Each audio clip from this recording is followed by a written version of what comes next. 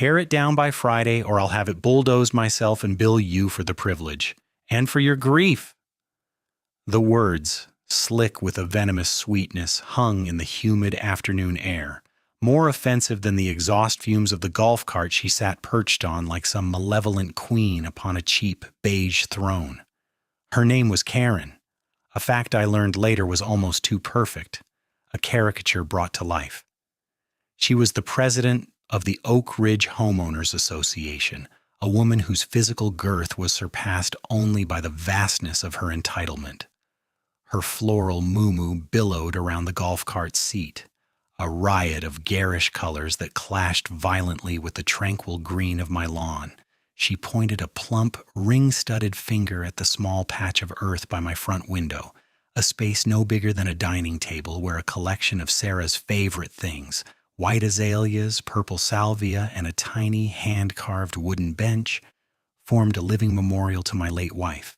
This was the source of her fury. This quiet testament to a 47-year love story was, in her eyes, a declaration of war. Her eyes, small and hard like polished river stones, scanned the simple garden, then flicked to me, dismissing my entire existence with a single contemptuous blink. The threat wasn't just about the flowers or the fines. The casual, cruel addition of "and for your grief" was a stiletto to the heart, a calculated twist of the knife in a wound that was still achingly fresh. It was a power play, pure and simple, designed to tell me that not even my most private sorrow was beyond the reach of her petty dominion. I stood there on my own porch, the wood solid beneath the worn soles of my boots, and felt a cold, familiar calm settle over me, the kind that only comes after decades of learning to stare down threats far more immediate than a plus-sized tyrant in a golf cart. I'd faced down enemy fire, managed billion-dollar engineering projects in hostile territory, and buried the love of my life. I was not about to be broken by this woman. But as I looked at her smug, self-satisfied face, I knew this wasn't an argument I could win with reason. This was a war I hadn't asked for, but one that had just been declared on my front lawn. And if there's one thing my 30 years in the Army Corps of Engineers taught me, it's that you don't start a war with a colonel unless you're prepared to face total, unconditional defeat. The battle for Sarah's garden had begun. This is the kind of nightmare that can happen to anyone, anywhere. If you're as sick of petty tyrants and HOA horror stories as I am, do me a favor. Hit that subscribe button, give this video a like, and drop a comment below telling me where you're watching from, or share your own HOA nightmare. Your support means the world and helps get these stories out there. Now let me tell you how it all started, long before Karen and her chariot of doom rolled up to my curb. My name is Frank Peterson. For 30 years, I was a soldier, an officer in the U.S. Army Corps of Engineers. My life was one of structure, discipline, and building things that last. Bridges, dams, airfields, often in places where people were actively trying to unbuild them. I learned to be meticulous, to read the fine print, to understand that the strength of any structure, be it a fortress or a legal argument, lies in its foundation. When I retired, Sarah and I decided we'd had enough of moving every 3 years. We wanted to put down roots, deep ones. We found this house in Oak Ridge, a quiet, tree-lined neighborhood that seemed like the perfect place to spend our golden years. We bought it outright with my retirement pay. No mortgage, no landlord, just ours. For 5 wonderful years, it was our sanctuary. Sarah planted the garden. Not the one Karen was so offended by, but the whole yard. She had a gift for it. She'd spend hours out here, her hands in the dirt, coaxing life from the soil. She used to say, "Frank, you build bridges to cross rivers. I plant flowers to cross the seasons." After she passed from the cancer that came on so fast it felt like a thief in the night, the house felt cavernous, silent. The vibrant colors she'd painted our world with seemed to fade to gray. The grief was a physical weight, an anchor that threatened to pull me under. My daughter, Amelia, worried constantly. She'd call 3 times a day, her voice tight with concern. One day she showed up with a car full of flats of white azaleas and purple salvia, Sarah's favorites. "Dad," she said, her eyes shining with unshed tears, "we need to build Mom a place, a spot, just for her." So we did. Right under the front window, where the morning sun would hit it first, we dug into the soil together, our hands mixing in the rich, dark earth. We planted the flowers, laid a simple stone border, and in the center we placed the little wooden bench I had carved for her on our 25th anniversary. It wasn't elaborate. It wasn't gaudy. It was a whisper of love in a world that had grown too loud with loss. It was my anchor to her and to the life we'd built. Before we even broke ground, I did what I was trained to do. I did my reconnaissance. I downloaded the full 120-page Oak Ridge HOA covenants, conditions, and restrictions. I read every single line, every tedious clause about lawn height, fence materials, and the approved palette of 27 shades of beige for exterior paint. I found nothing, absolutely nothing, that prohibited a small, tasteful flower bed. It was under the 50-square-foot limit for landscape modifications not requiring committee approval. The plants were on the pre-approved list. The bench was garden furniture, explicitly permitted. I had followed the rules to the letter. I had built my small fortress of memory on solid legal ground. Or so I thought. I had failed to account for the human element. I had failed to account for Karen. The first official salvo arrived a week after Karen's curbside declaration of war. It wasn't a bulldozer, not yet. It was a letter, crisp and officious, printed on heavy bond paper bearing the gold-embossed Oak Ridge HOA logo. It arrived in my mailbox like a folded white flag that upon opening revealed itself to be a list of demands. The letter, designated as first notice of violation number 14-B, cited a litany of infractions. Unauthorized landscape alteration, it declared, despite the fact I had the bylaws showing I was well within my rights. Installation of non-conforming structure, it accused, referring to the small, 2-foot-wide bench I'd carved for Sarah. The most absurd charge was violation of community aesthetic standards, a clause so vague and subjective, it was clearly a catch-all for anything Karen personally disliked.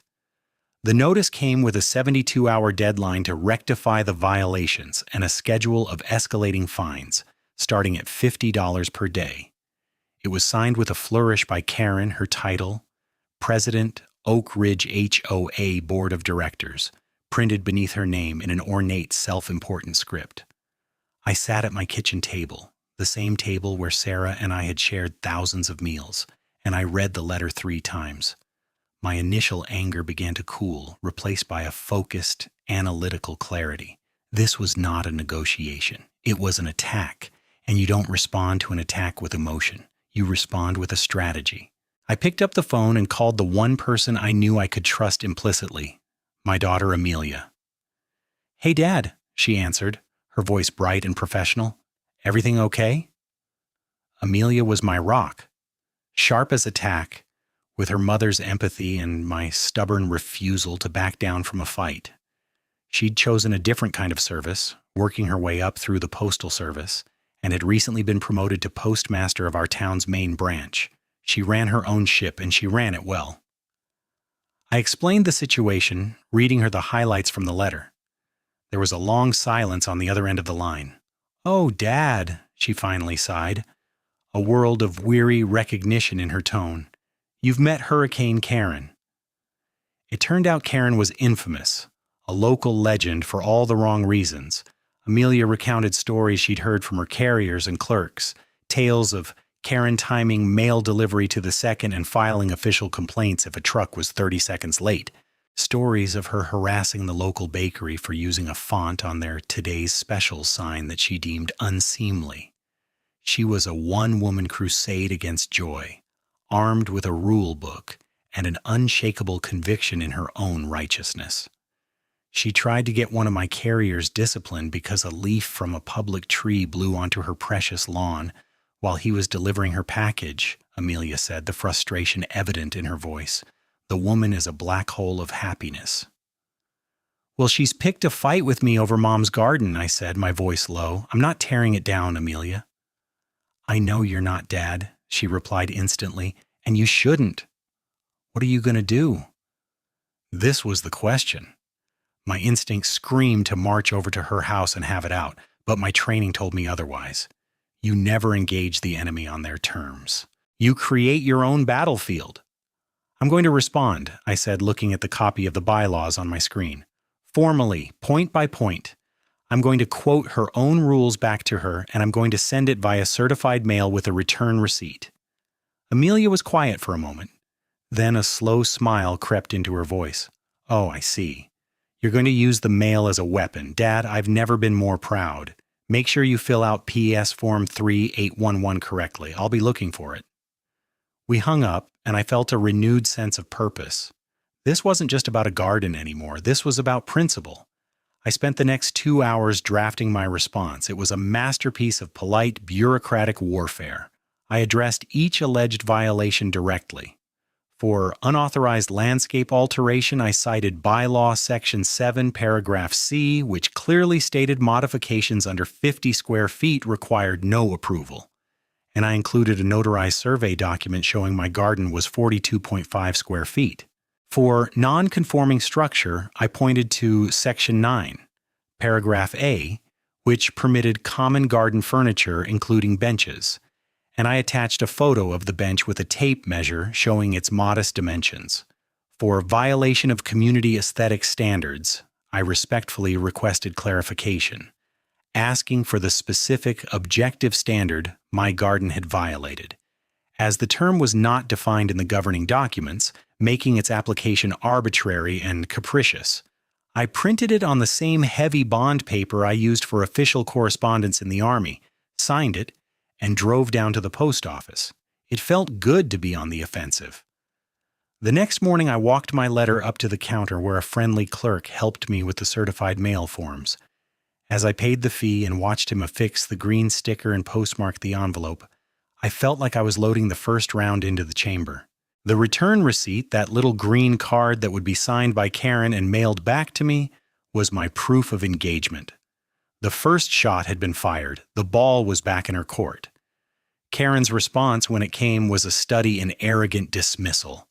My meticulously crafted legal argument, my citations of her own governing documents, were brushed aside as if they were irrelevant scribbles. The second letter arrived a week later, this time a final notice of violation. It stated that my appeal, a word I had never used, had been reviewed by the board, a board I was certain consisted of Karen talking to herself in a mirror, and was summarily denied. The letter was condescending, paternalistic. Mr. Peterson, it began, while we appreciate your attempt to interpret the community bylaws, the Board of Directors holds the sole authority for their interpretation and enforcement. Your personal readings are not relevant. The fines had now doubled, retroactively. The letter informed me I owed $400, and the daily $50 fine would continue to accrue until the non-compliant memorial installation was removed. It was the word memorial that stuck in my craw. She knew exactly what it was. She knew, and she didn't care. In fact, she seemed to be energized by it. This was the moment the strategic part of my brain took complete control, pushing aside the anger and the grief. This was no longer a simple dispute. It was a campaign. And the first rule of any successful campaign is intelligence gathering. My first purchase was a set of high-end weatherproof security cameras. I installed one overlooking the front yard, its lens aimed directly at the street, capturing a wide-angle view of my property and anyone who approached it.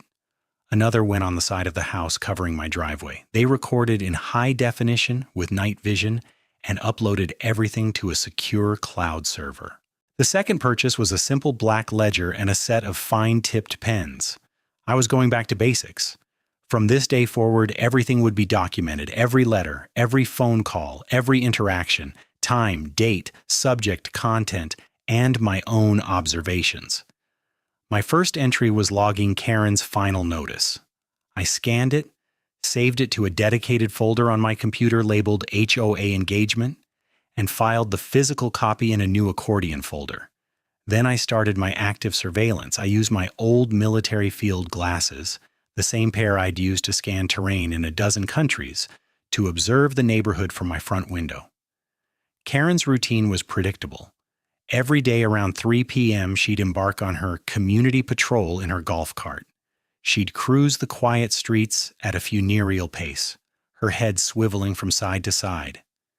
She was a predator scanning the herd for any sign of weakness, of individuality.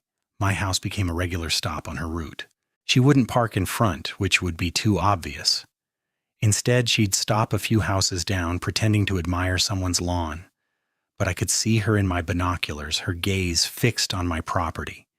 She'd point, sometimes talking into a cell phone. My new cameras captured it all, time-stamped and crystal clear. One afternoon, a white pickup truck from K&B Landscaping pulled up and parked across the street. A beefy man in a dirty t-shirt got out, stood on the public sidewalk, and took several pictures of my garden with his phone. He never set foot on my property, but the message was clear.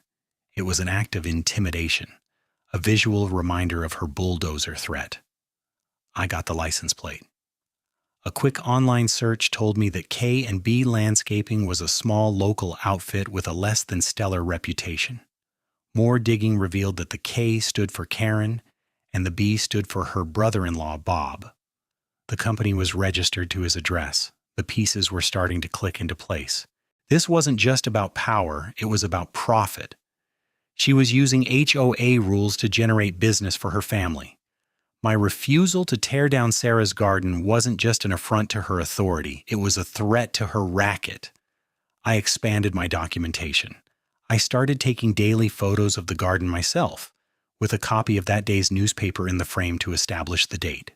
I took measurements again, this time with video recording, narrating every step.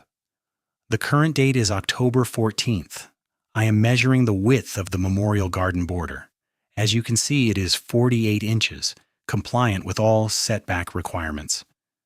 It felt absurd, but I knew that in a battle of bureaucracy, the person with the most complete records wins. While Karen was busy sending me threatening letters, I was building an unassailable fortress of evidence. My response to her final notice was brief and cold. I sent another certified letter stating that as per my previous correspondence, I remained in full compliance. I informed her that all further communication should be in writing and that my property was under 24/7 surveillance. I added a sentence at the end. Please be advised that any attempt by you or your agents, including K&B Landscaping, to enter my property without my express written consent will be considered trespassing, and I will prosecute to the fullest extent of the law. I knew this would infuriate her. Good. I wanted her angry. Angry people make mistakes. And I would be there, ledger in hand, to document every single one. The daily fines continued to mount on paper, a phantom debt I had no intention of ever paying. The total was now over $1,000. The threats were escalating. But so was my resolve. She thought she was burying me in paperwork. She had no idea that she was actually arming me. Each letter, each fine, each act of intimidation was another round of ammunition for the war she had started, and my arsenal was growing by the day. The next piece of mail was the one I had been anticipating. It wasn't a standard letter in a flimsy envelope. It was larger, thicker, and carried the unmistakable weight of serious legal intent. The certified mail sticker on the front was a declaration of its importance. This, I knew, was the lien. This was Karen's nuclear option. The threat to put a legal claim on my home, the sanctuary Sarah and I had built, over a few square feet of flowers and a wooden bench. The timing of its arrival, however, was something Karen could never have predicted. It didn't come to my door. The process for a certified letter that requires a signature when no one is home is that a notice is left, and the item is held at the local post office for pickup. And the postmaster of that particular branch was my daughter, Amelia. The phone rang at 10:05 a.m. It was Amelia, on her lunch break. "Dad," she began, her voice low and carefully neutral. The tone she used when she was speaking as a federal employee and not just my daughter. I'm calling to inform you that a piece of mail has arrived for you at the station. It is a certified letter, return receipt requested, requiring your signature for delivery. The sender is listed as the Oak Ridge Homeowners Association." She paused, letting the official words hang in the air. Then her voice dropped even lower, a conspiratorial whisper. "It's the big one, isn't it?" "I think so," I replied, my own voice tight. "The lien notice." "Okay," she said, all business now. "So here's how this works, from a purely procedural standpoint. You have 15 calendar days from the date of the first delivery attempt to claim this letter. If you claim it, you sign, and that little green card gets sent back to Karen, proving you received it. The legal clock on whatever is inside starts ticking the moment you sign. If you don't claim it, on day 16, we are required by regulation to mark it unclaimed and return it to the sender. The sender will not get a signature, but the tracking will show that delivery was attempted and the item was refused or unclaimed. Understand?" A plan began to form in my mind, a strategy taking shape in the space between her words. This wasn't just a letter. It was a tactical tool, and its handling could give me a crucial advantage. "So if I do nothing," I clarified, "for 15 days this letter just sits in your vault?" "It sits in a locked, secure area per USPS regulations," she confirmed, "for 15 days. It can't be lost, it can't be misplaced, it's in federal custody. After that, it goes back to her. It's a delay tactic, Dad. It buys you 2 weeks of time where she thinks you're about to be served, but the legal clock hasn't actually started. She won't know if you're out of town, ignoring it, or never got the notice. She just has to wait." 2 weeks. In military planning, 2 weeks is an eternity. It was enough time to move an entire division, to build a bridge, to turn the tide of a battle. It was more than enough time for what I had in mind. "Amelia," I said, a slow smile spreading across my face, "hold my mail." "Yes, sir, Colonel," she replied, the humor back in her voice. "Your package will be held securely pending your inaction. And Dad, be careful. A lien is serious business." "I know," I said, "but so is threatening a man's home. She's overplayed her hand." With the lien notice safely sequestered in the vaults of the United States Postal Service, I put my 2-week reprieve to immediate use. My mission had a new objective: to transform my one-man insurgency into a full-blown neighborhood rebellion. My intelligence gathering had given me a list of potential allies, other residents who had been a target of Karen's petty tyranny. It was time to make contact. I started with Mr. Henderson, a quiet widower in his 80s who lived 2 streets over. I'd seen the violation notice taped to his door a month prior. His crime? A bird feeder that was, according to the notice, attracting non-native avian species. I baked a loaf of Sarah's famous banana bread and walked over on a crisp autumn afternoon. I found him in his backyard, sadly dismantling the feeder.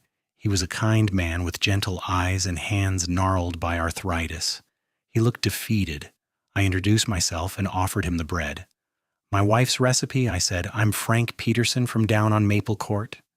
His eyes lit up with a flicker of recognition. "You're the fellow with the garden," he said. "Heard Karen's giving you a hard time." "You could say that," I replied. "I saw the notice on your door about the bird feeder." He sighed a long, weary sound. "She said my finches were a nuisance. My wife, Eleanor, she loved watching the finches." He told me the story. The fines, the threats, the sheer nastiness of the letters. He'd paid the first $200 in fines, a significant sum from his fixed income, but he couldn't afford to keep fighting. He was taking it down because he felt he had no other choice. "It's just not right," he said, his voice trembling slightly. "This used to be such a nice place to live." I sat with him for an hour. I listened, and then I told him my plan. I showed him the file I was building, the documentation, the photos. I told him about the lien and the 15-day clock. I asked him for copies of his own notices, his own story. A spark of defiance returned to his eyes. "You think we can fight her?" he asked. "Mr. Henderson," I said, "I think we can bury her in her own rule book." He was the first to join. My next stop was the Rodriguez family. They were a young couple with 2 small children, and their crime had been painting their daughter's swing set a cheerful sky blue. Karen had deemed it out of harmony with the community's naturalistic color palette and forced them to repaint it a drab, soul-crushing beige. I found Maria Rodriguez in her front yard watching her kids play listlessly on the ugly camouflage structure. She was angry but also afraid. She told me if we didn't repaint it, she'd have the HOA put a special assessment on our house for remediation costs. We're a young family, Mr. Peterson. We can't afford that. Again, I listened. I shared my own story. I showed her the growing file. I explained that what Karen was doing, the selective enforcement, the personal enrichment through her brother-in-law's company, the harassment, it wasn't just unfair, it was likely illegal. By the end of the first week, my small resistance cell had grown. I had Mr. Henderson's bird feeder file. I had the Rodriguez's swing set file. I had the story of the Miller family, who were fined because their son's basketball hoop was left out 30 minutes past the 8 p.m. curfew. I had the file of a single mother who was cited for having a commercial vehicle, her decade-old minivan with a small magnetic logo for her home-based baking business, parked in her own driveway. A pattern emerged, clear and damning. Karen never targeted the wealthy lawyers on the Hill or the ex-politician who lived by the lake. She targeted the elderly, the young families, the people on fixed incomes, the ones she perceived as too tired, too poor, or too intimidated to fight back. Her reign of terror was built on a foundation of bullying the vulnerable. But now, the vulnerable were talking to each other. They were sharing their files. They were building an arsenal of their own. And all the while, the certified letter sat in its secure postal vault, a time bomb, its ticking clock paused by a daughter who knew the rules even better than the woman who weaponized them. Karen thought she was laying a siege. She had no idea we were tunneling under her walls. With my alliance of aggrieved homeowners starting to take shape and the 15-day clock on the certified letter ticking away, it was time to bring in heavy artillery. My career in the Corps of Engineers had connected me with some of the most brilliant and dedicated people I've ever known. One of them was Dave Miller, a man who had served as a JAG officer attached to my unit for a tour in Iraq.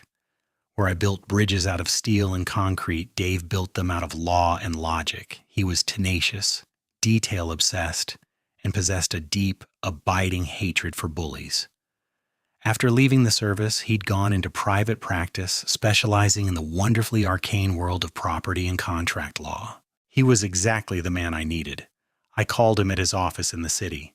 "Frank Peterson," he boomed over the phone. "Last I heard you were building birdhouses and boring your neighbors with war stories. Don't tell me you've tried to annex the subdivision next door." "Worse, Dave," I said. "I'm in a war with my HOA." I could almost hear him groan. "Frank, those are the bloodiest conflicts known to man. Makes Fallujah look like a garden party. What did you do, plant petunias that were off-brand?" I spent the next 30 minutes laying out the entire situation: Sarah's garden, Karen's initial threat, the escalating fines, the documentation I'd compiled, the network of neighbors I was building, and the certified letter sitting in limbo at the post office. Dave was silent for a long time after I finished. I could picture him at his desk, leaning back in his chair, fingers steepled, processing the data. "So let me get this straight," he said finally, his voice shifting from friendly banter to the sharp analytical tone of a lawyer scenting blood in the water. "She's the president, and she's using a landscaping company owned by her brother-in-law to perform remediation work that she herself orders, paid for by the HOA or the homeowners?" "That's the operating theory," I confirmed. "And she's engaging in what sounds like a classic case of selective enforcement targeting vulnerable residents while ignoring others?" "To a T," I said. "I have 4 case files from other families that prove it." "And she's trying to place a lien on your property, a property you own outright, over a flower bed that doesn't even violate the bylaws you have in your possession?" "That's the certified letter my daughter's holding hostage for me," I said. There was another pause, and then Dave let out a low whistle. "Frank, my friend, you haven't just stumbled into a fight. You've stumbled into a potential class action lawsuit with shades of racketeering. This is beautiful. I'm in." He asked me to digitize and securely upload my entire file, The ledger, the photos, the videos, the copies of other homeowners' violations. He wanted everything. Don't leave out a single grocery list if you think it's relevant, Frank. I want to see the whole monster. I spent the next 2 days scanning and uploading, creating a digital fortress of evidence that mirrored my physical one. When Dave called back, he was practically giddy. "It's even better than I thought," he exclaimed. "Her paperwork is a disaster. She's a petty tyrant, not a professional. Her notices are emotionally charged, legally vague, and they often misquote the very bylaws she's claiming to enforce. This is gold, Frank. Pure gold." But then he pointed me toward the real kill shot. "Forget the garden for a minute," he said. "That's the emotional core, but it's not the legal vulnerability. I want you to get me the HOA's incorporation documents from the county clerk and the minutes from the last 3 years of board meetings." "What are we looking for?" I asked. "We're looking for the cracks in her foundation," Dave explained. "An HOA is a corporation. It has to follow not just its own bylaws, but state corporate law. It needs to hold regular, open meetings. It needs to have fair elections. It needs to keep accurate, transparent financial records and meeting minutes. Bullies like this, they get so focused on controlling everyone else's lives, they often neglect their own legal obligations. I'm betting her entire claim to the throne is built on procedural sand." He was right. Getting the documents was easy enough. They were public records. What they contained was explosive. The meeting minutes were a joke. They were sparse, vague, and appeared to be written by the same person, using the same turns of phrase. Crucially, the minutes for the last 2 annual meetings, where board elections were supposed to have occurred, showed no record of a vote. The incumbent board, with Karen as president, was simply reaffirmed by acclamation. There was no record of who attended, no vote count, nothing. It was a sham. The financials were even worse. There were dozens of payments to K&B Landscaping for community maintenance, many for round suspicious numbers like $5,000 or $10,000, with no itemized invoices attached. The plan solidified instantly. "We're not just going to defend against the lien, Frank," Dave said, his voice humming with predatory excitement.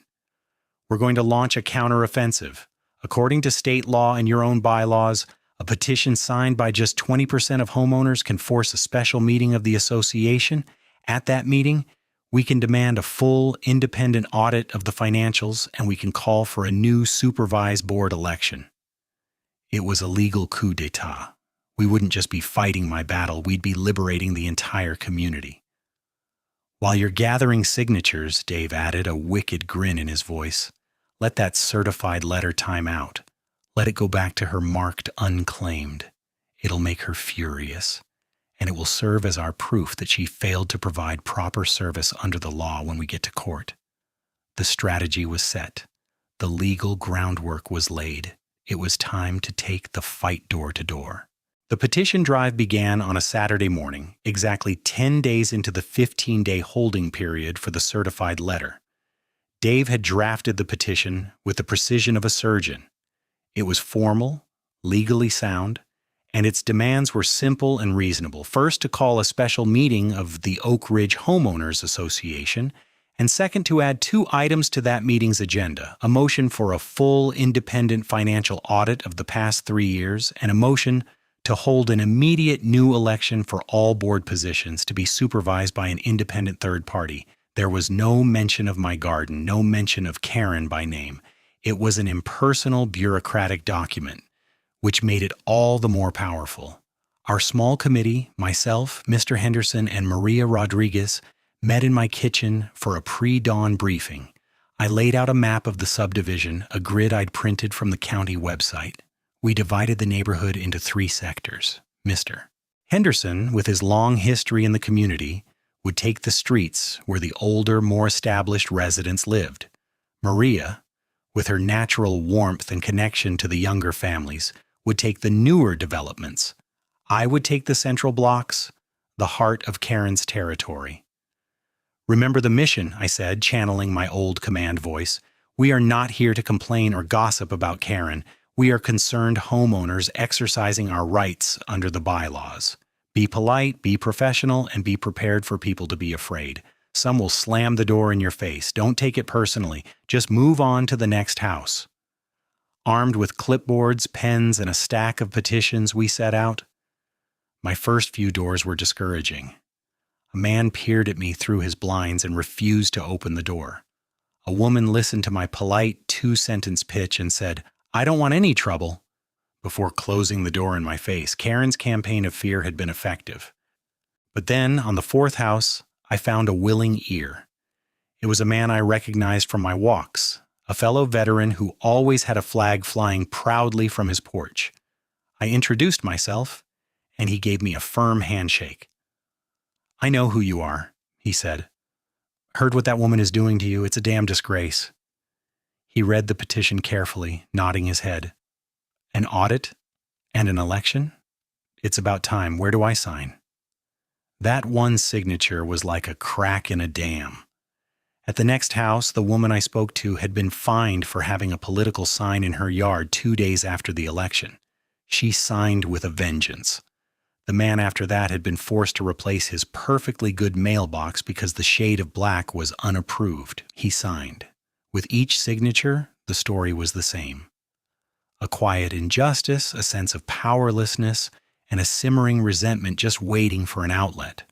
By midday, my clipboard was half full of names. Maria and Mr. Henderson reported similar results. The fear was real, but the anger was stronger. People were tired of living under Karen's thumb. News of our petition drive spread through the neighborhood like wildfire. By late afternoon, Karen got wind of it. Her response was exactly what I had predicted: a panicked, clumsy overreach. A mass email went out to every homeowner from her official HOA president account. The subject line read, "Urgent, misguided, and divisive petition." The email was a masterpiece of passive-aggressive prose and thinly veiled threats. She warned of disgruntled individuals who were spreading misinformation to undermine the community. She claimed the petition was a frivolous and costly endeavor, and that forcing a special meeting and an audit would inevitably lead to a substantial increase in monthly dues for every homeowner to cover legal fees. It was a classic bully tactic: scare the neutral parties by threatening their wallets. It backfired spectacularly. For the residents who had been on the fence, Karen's email was the final push they needed. It reeked of desperation and confirmed everything we had been saying about her dictatorial style. My phone started ringing off the hook. "I just got Karen's email," one of my neighbors said. "I wasn't sure about this whole thing, but if she's that scared of an audit, she's definitely hiding something. I'll sign. Bring that clipboard back over." The email turned our petition drive into a full-blown movement. We had needed signatures from 20% of the 250 homes in the association, 50 signatures. By Sunday evening, we had 93. As we were celebrating our victory with iced tea in my kitchen, my phone buzzed. It was Amelia. "Dad?" she said, and I could hear the suppressed laughter in her voice. "You are not going to believe this. Karen just called the post office, the main line." "What did she want?" I asked, my heart thumping. "She was furious. She demanded to know the status of a certified letter she sent to a delinquent resident on Maple Court.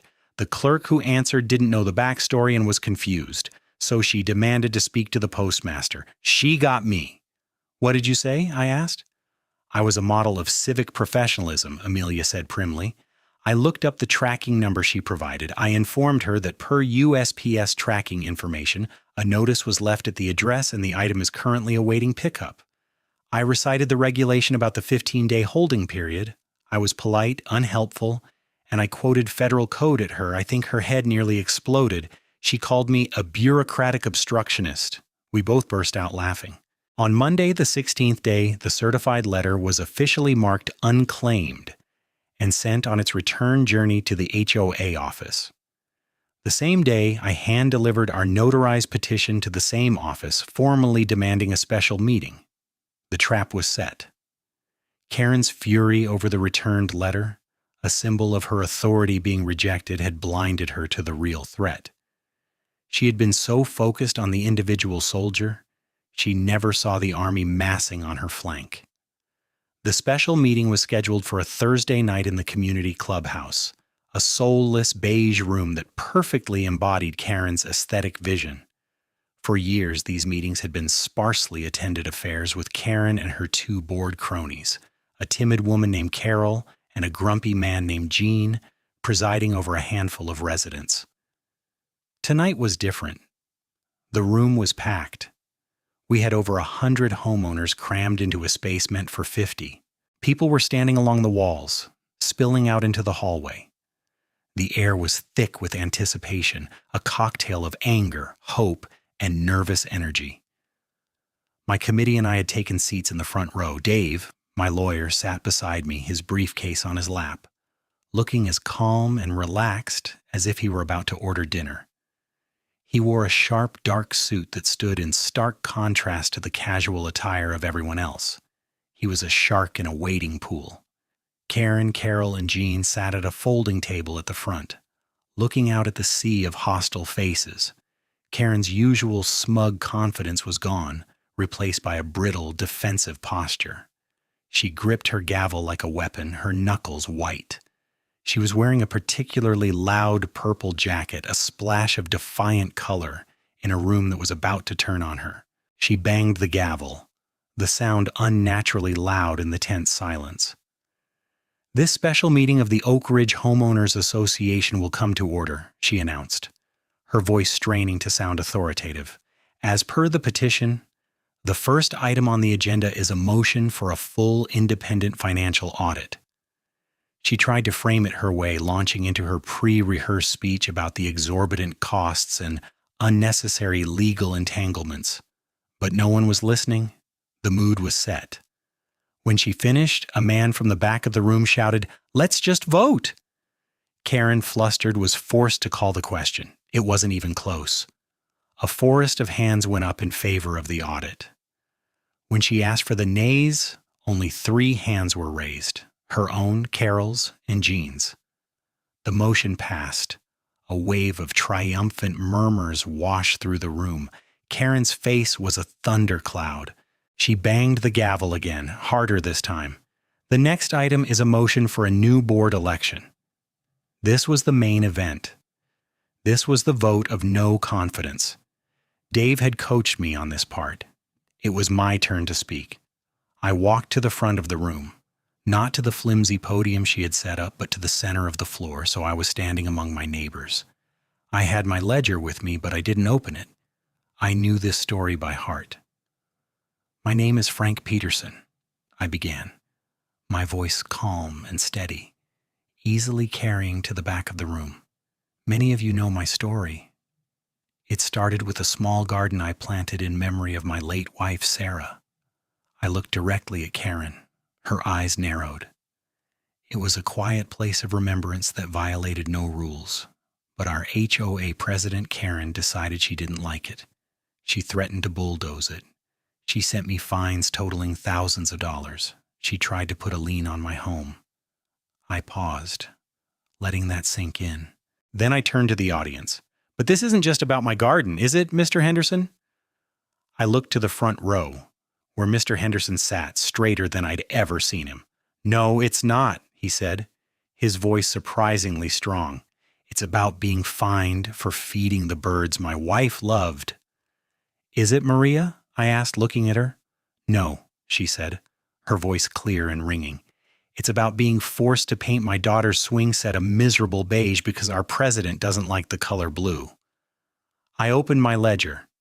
"This is about the Millers, fined because their son's basketball hoop was out 30 minutes too late.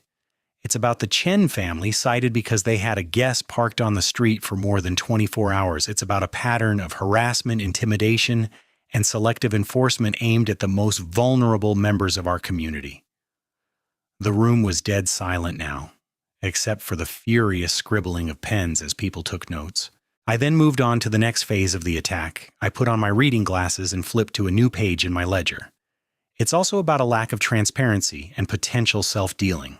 According to the financial statements we obtained, over the last 3 years, the HOA has paid $72,450 to a company called K&B Landscaping for community maintenance. A company, it turns out, that is co-owned by our president's brother-in-law. A collective gasp went through the room. This was news to most of them. The murmurs turned into angry muttering. Karen was on her feet now. "That is an outrageous and unsubstantiated accusation," she shrieked. "That's a lie!" "Is it a lie?" I asked calmly, not looking at her but at the crowd. "Or is it just a fact you'd prefer we didn't know?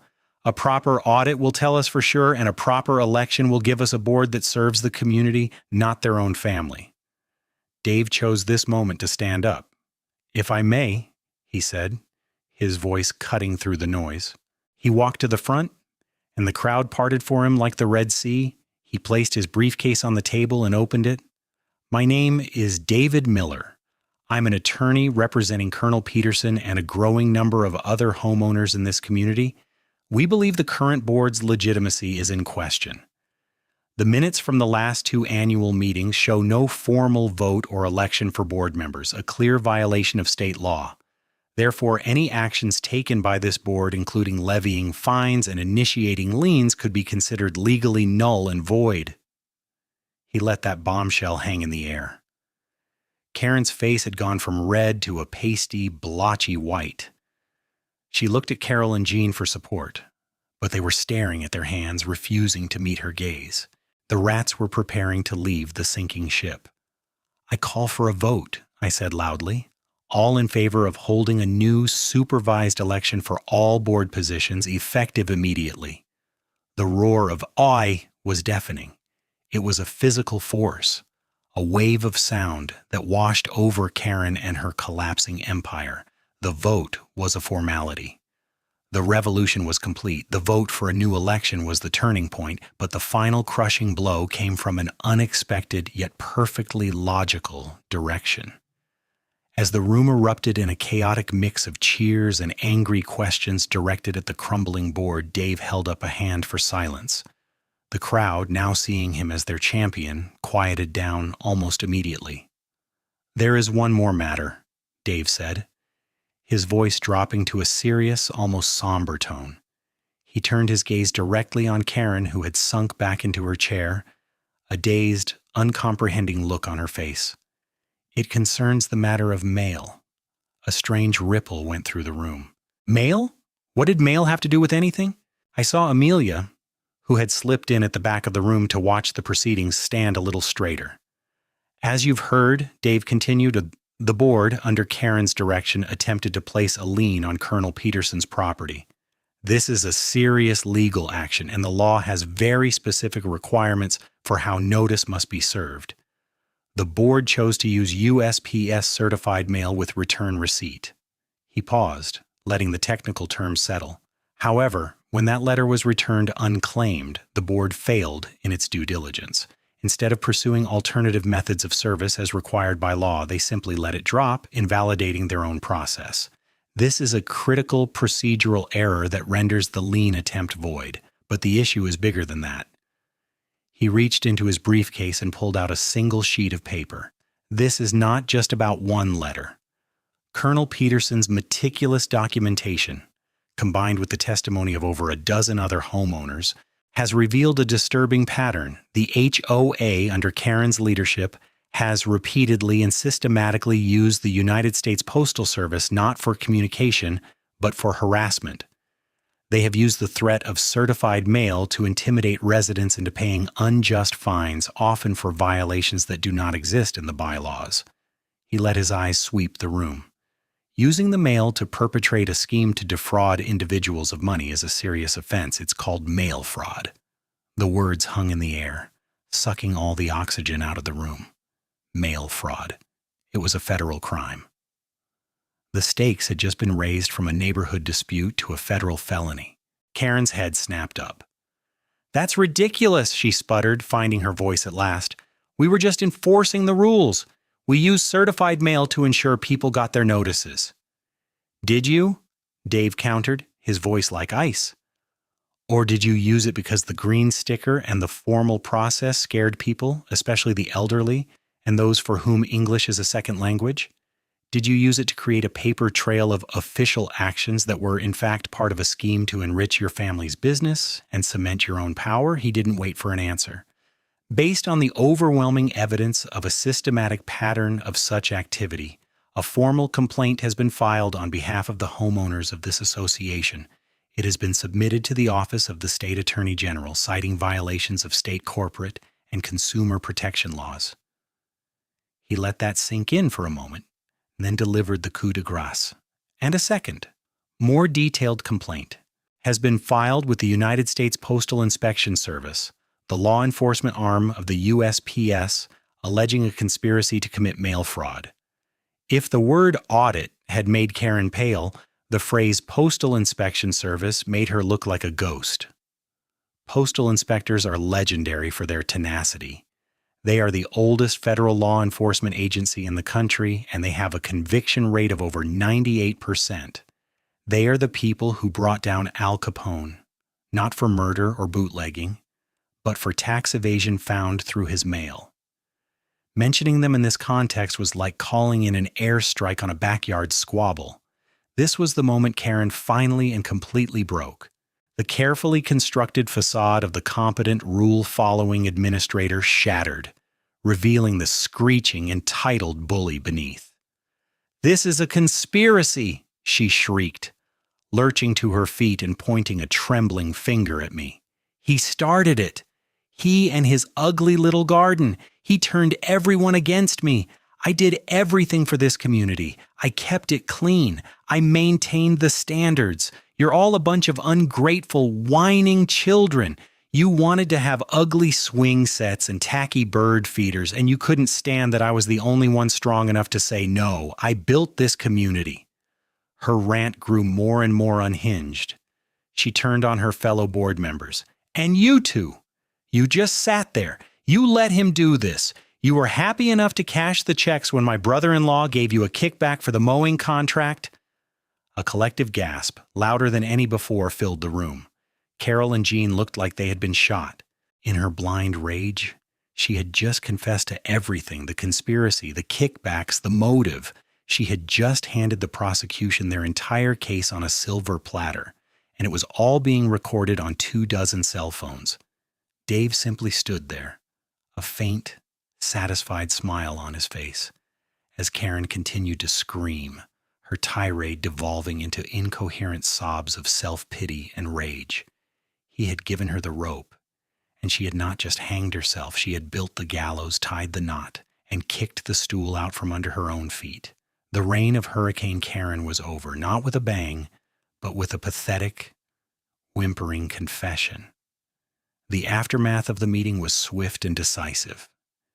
In the face of Karen's public, recorded confession, the house of cards she had built collapsed in on itself.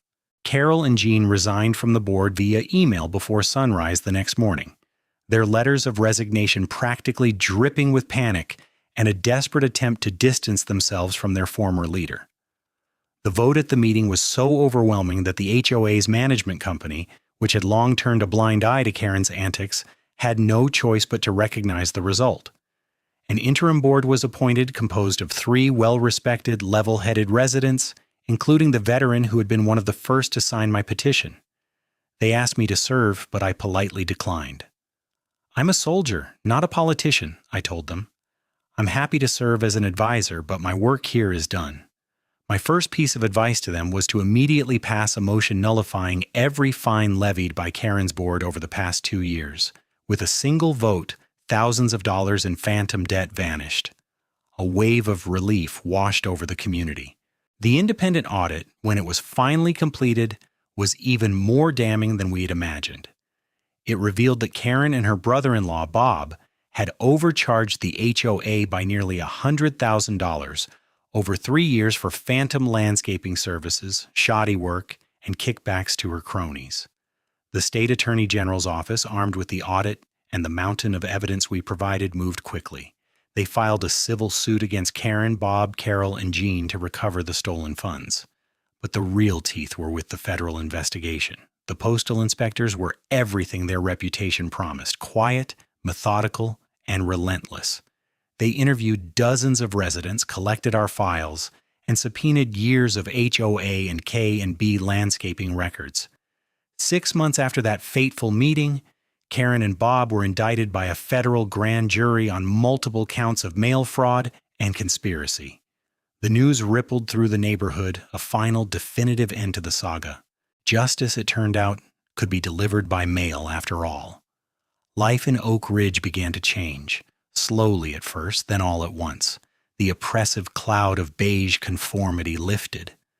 The Rodriguez family, in an act of beautiful defiance, repainted their swing set not just blue, but a glorious, vibrant rainbow. Other families followed suit. Mailboxes appeared in cheerful reds and greens. People planted flowers that weren't on the approved list, creating a tapestry of color and life that had been suppressed for years. Mr. Henderson, with a twinkle in his eye, installed not one, but 3 new bird feeders in his yard, and he hosted weekly finch watching parties on his porch for the neighborhood kids. The community clubhouse, once the site of Karen's Star Chamber, now hosted potlucks, book clubs, and yoga classes. People were talking to each other again, not in hushed whispers about their latest violation notice, but in friendly conversation over the fence. The fear was gone, replaced by a renewed sense of community. The interim board, with help from Dave, rewrote the most oppressive and ambiguous sections of the bylaws, replacing them with clear, common-sense guidelines that protected property values without stifling life. They established transparent accounting practices and fair election procedures. The HOA was transformed from an instrument of oppression into what it was always supposed to be, a tool for genuine community management. One perfect fall evening, about a year after it all began, I was kneeling in Sarah's garden weeding the azaleas. The salvia was a deep, rich purple, and the little wooden bench had weathered to a soft, silvery gray. The garden had become something of a local landmark, a quiet symbol of the revolution. People would walk by and nod, or give a little wave. It was no longer just my memorial to Sarah, it was the community's memorial to its own rebirth. A familiar car pulled up to the curb, and Amelia got out, still in her work clothes but with her official Postmaster's hat off. She came and sat on the little bench looking at the flowers. "It looks beautiful, Dad," she said. "Sarah would have loved it." "She would have," I agreed, my throat suddenly tight. We sat in comfortable silence for a few minutes, listening to the sound of children laughing down the street and the chirping of the birds from Mr. Henderson's yard. "You know," Amelia said, looking over at me, "for a while there I was worried. She had so much power." I finished pulling a stubborn weed and sat back on my heels looking at my daughter, her face illuminated by the golden light of the setting sun. She was strong and smart, a leader in her own right, but she would always be my little girl. "Power is a funny thing, Amelia," I said. Karen's power was built on fear and paper. It was a hollow structure. All we had to do was push on it in the right place and the whole thing came tumbling down. She smiled, a real, genuine smile, and a little help from the U.S. mail didn't hurt. "A little help from the U.S. mail was the key that unlocked the whole thing," I corrected her. "You delivered the letters, honey." She reached over and squeezed my hand. "I just delivered the mail, Dad," she said softly. "You're the one who delivered the justice." And as the sun dipped below the trees, casting long shadows across the lawn, I knew she was right. The war was over. The bridge to a better community had been built, and Sarah's garden, the small patch of earth that started it all, was finally truly at peace.